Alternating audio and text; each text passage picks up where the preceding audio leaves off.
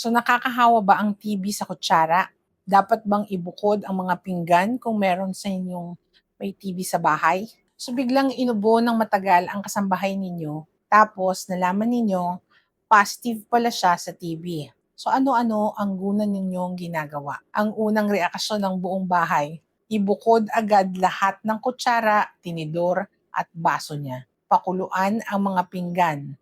At syempre, natataranta ang lahat na magpa-x-ray kinabukasan. Pero bago kayo magpanik at magtapon ng mga gamit sa kusina, linawin muna natin kung paano talaga nakakahawa ang TB. So bakit ba kayo nagbubukod ng pinggan?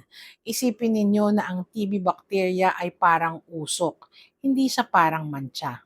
So kapag umubo, bumahing o nagsalita ang pasyente, sumasama sa hangin ang bakterya na parang usok na nalalanghap ng mga kasama nyo sa bahay. Hindi ito dumidikit at nabubuhay sa mga kutsara, pinggan o kumot.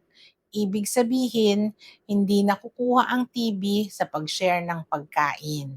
So may isang seryosong banta nito na madalas hindi napapansin dahil nakafocus tayo sa maling kalaban. Kung puro kutsara ang binubukod ninyo, pero sarado naman ang lahat ng bintana at kulob ang hangin sa bahay ninyo, mas malaki pa rin ang tsansang malanghap ninyo ang bakterya. At ang madaling mahawa ay ang mga bata at matatanda sa ating bahay dahil sa kulob na hangin at estado ng immune response nila. So paano ba ito aayusin? Una, hindi kailangan ibukod ang mga pinggan. Kailangan ninyong buksan ang mga bintana para makapasok ang sariwang hangin at araw. Pangalawa, tama, kailangan magpa-x-ray at magpa-check up ang buong pamilya dahil iisang hangin lang ang nilalanghap ninyo sa bahay. At para sa kasambahay, huwag paalisin. Tulungan siyang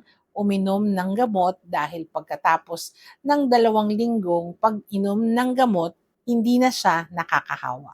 Kaya huwag iwasan ang may TB. Ang kailangan nila ay tamang gamot at ventilasyon, hindi hiwalay na kutsara. Tag mo na ang buong barangay para mas marami pang makaalam ng mode of transmission ng TB sa komunidad. And follow for more medical truths.